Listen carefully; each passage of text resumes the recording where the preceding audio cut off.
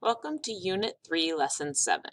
This is the debugging unit, so you're going to learn how to debug codes.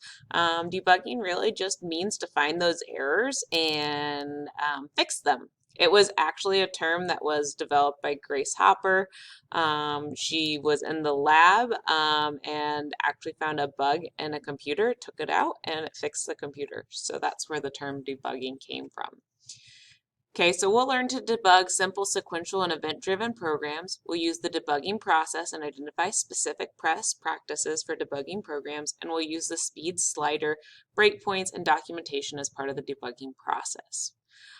So as you get into this, you're first going to start by watching this video. If you're in class, we'll watch it together, but if you are watching this asynchronously, please go ahead and stop. Let me get that right in the video. Stop your video and come back. And then welcome back. Now we're going to use this process to help us fix programs. So we're going to check it out in the Code Studio lab. So go ahead and navigate to level 2 in Code Studio by clicking the link. And then you're going to run through this one. It tells you exactly what to do, debug the program, and it says try this. Notice the slider at the bottom of the screen. Currently the speed is set at turtle. This slows down the running of your program, so you can watch each step debug. If you flip the code from block to text mode, you can see the code highlighting. So we'll go ahead and run it, and you can kind of see what's going on. We can see our turtle and rabbit down here.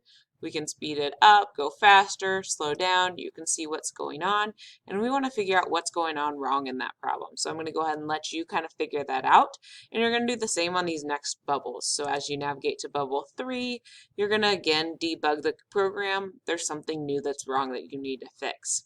You're going to do that all the way through. You can see through level 8. You're going to keep doing it, okay? And then at the end, we're going to look at debugging. So we want to really note that process in the images from the slides, figure out the problem. You're going to be looking for the bugs. You're going to hunt. You're going to try some different things and notice that the first thing may not work, and that's okay. Again, it's to keep trying and keep persevering even if you can't figure it out for a while. And then document as you go so you can keep track of your learning and what works and what doesn't work.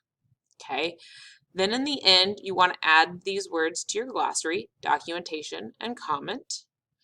And then at the end, you want to submit, make sure all your